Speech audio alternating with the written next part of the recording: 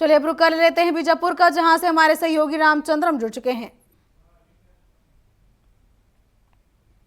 जी रामचंद्रम, ऐसी कौन कौन सी खबरें हैं जो सुर्खियों पर हैं, साथ ही नक्सल विरोधी अभियान को लेकर क्या कुछ अपडेट है?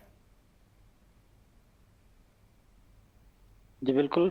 खबरों की अगर बात करें, पिछले लगातार एक हफ्ते से एक खबर जो राजनीतिक मुद्दा बन चुका है, खनिज संपदा से जुड़ा मामला। क्योंकि बीजापुर का जो तारलागोड़ा और तीमेड़, वहां पर जी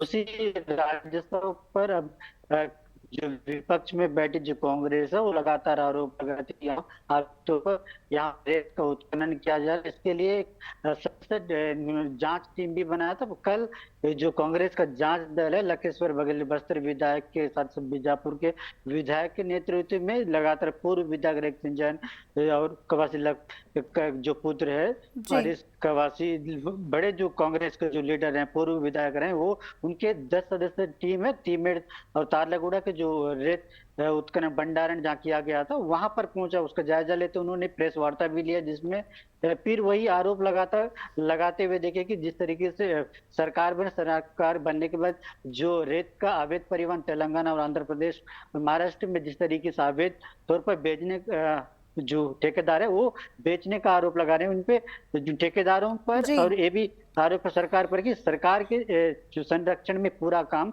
और इस तरह के जो आरोप लगातार नहीं, अब राजनीतिक मुद्दा बन चुका है।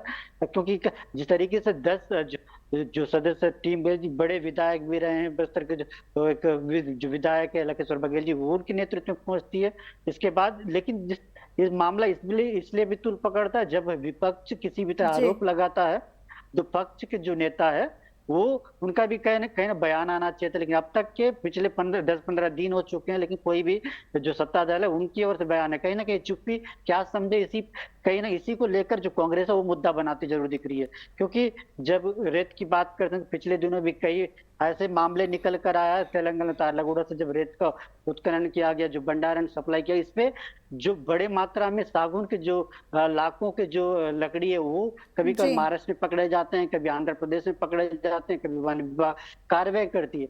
तो रेत उत्खनन तो हो रहा, रेत जो भंडारण का राजस्व मिलना चाहिए, कहीं राजस्व में कहीं ना कहीं जो ठेकेदार है वो लापरवाही जरूर करते हैं। ठेकेदार तभी लापरवाही करते हैं जब प्रशासनिक तौर पर अधिकारी कहीं ना कहीं उस क्षेत्र में उससे नहीं दिखते हैं।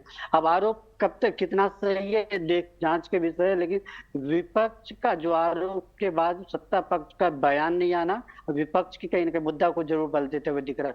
इसके अलावा अगर बात करें, कल एक तरफ कांग्रेस जो अवैध रेत का जिस तरीके जांच के लिए सदस्य पहुंचे, जी दूसरी और जो प्रदेश युवा जो थे भाजपा के जो राहुल टिकरिया का नियुक्ति के बाद वो बीजापुर आगमन हुआ, जिन्हें लेकर जो बीजेपी के जो कार्यकर्ता पदाधिकारियों में जरूर देखने को मिला। उनकी जो स्वागत में बीजेपी के जो नेता है वो नेलेसनार से बाइक रैली निकालते हैं, जिला मुख्यालय पहुंचते हैं, भाजपा के जो कार्यालय वहां पर एक बैठक होती है, संबोधन में युवा में कहीं ना कहीं जोश बनने का कोशिश किया। लेकिन एक तरफ कांग्रेस जांच में जाती है, दूसरी ओर बीजेपी के जो उनके युवा नेता तो उनका स्वागत करते दिखते हैं। लेकिन जो मुद्दा राजनीति का मुद्दा बन चुका है, उस पर जी कोई ना कोई किसी भी तरह बयान नहीं आ रहा है।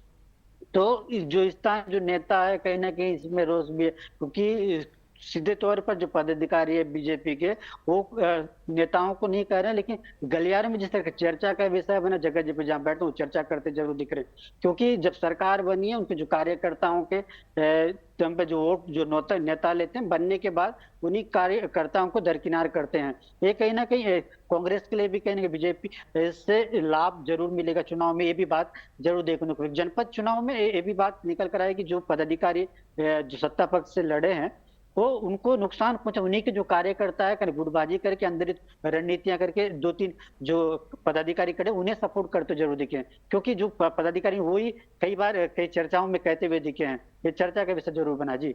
और वही नक्सलवाद का जी जब बात करते हैं, तो लगातार जिस तरीके से सुरक्षा बलों के दबदबा हर क्षेत्र में बढ़ रहे, नए सुरक्षा कैंप खुल रहे हैं, वही 2 सुरक्षा कैंप और खुले। उल्लू और चिल्लामर का जो है भोपालपट्टनम का नेशनल पार्क है, माना जाता है, जहां पर माओवादियों का भी सुरक्षित ठिकाना है। वैसे क्षेत्र में सुरक्षा कैंप खुलना, इसे प्रशासन जो है मानता है कि वहां विकास जी की जिस तरीके से पिछले कई सालों से रुका, वो कहीं विकास के कार्य फिर शुरू किए जाएंगे, कयास लगाए जा रहे हैं। लेकिन जनप्रतिनिधि भी खुलकर नहीं आ पा रहे हैं जब विकास कार्यों को लेकर, क्योंकि अब बीजापुर की अगर बात करते हैं, अति संवेदनशील क्षेत्र बहुत सारे हैं और अंदरूनी क्षेत्र में रहना है, तो मतलब विपक्ष या माओवाद के खिलाफ अगर आप बोलते हैं तो आप उसको टारगेट जी। करते, कहीं ना कहीं ये वजह जरूर बना है कि लोग खुलकर बिल्कुल नहीं आ रहे। जी जी बिल्कुल, अब देखने वाली बात होगी कि बीजापुर के अंदरूनी क्षेत्रों में लोगों तक विकास आखिर कब तक पहुंच पाता है। फिलहाल तमाम जानकारियों के लिए आपका धन्यवाद। और ये थे हमारे सहयोगी रामचंद्रम, जिन बताया कि ऐसी खबरें जो सुर्खियों पर है। साथ ही बीजापुर के कई ऐसे अंदरूनी क्षेत्र हैं जहां पर विकास पहुंचाने की बात लगातार कही जा रही है। हालांकि वहां के लोग और शासन प्रशासन भी खुलकर सामने नहीं आ पाते, क्योंकि जो अंदरूनी क्षेत्र हैं वहां लगातार नक्सलियों का आतंक देखने को मिलता है। जो भी उनके खिलाफ आवाज उठाता है उनकी मौत हो जाती है। और इसी वजह से जो है आम लोग हैं वो नक्सलवाद से पीछे हटते नजर आ रहे हैं। बता दें कि आम लोग जो है विकास को लेकर आवाज नहीं उठा पा रहे हैं।